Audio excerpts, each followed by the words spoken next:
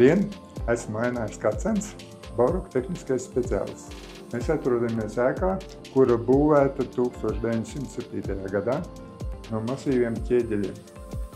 Bet laiku gaitā šie ķieģeļu būve neiztur siltuma tehniskās prasības, un tāpēc tika nolemts siltināt šo ēku.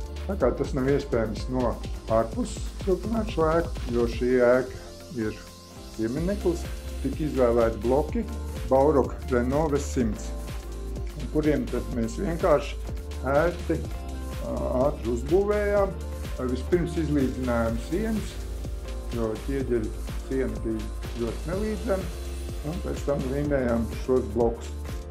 Šie bloki tika izvēlēti tāpēc, ka nevajag klēves, nerodās augstuma tilti un ir viegli pēc tam piestiprināt pie viņiem dažādas plauktas, detaļas, gardīnas stangas un tā joprojām. Vairāk par Bauroka Renove 100 meklējiet mūsu mājaslapā.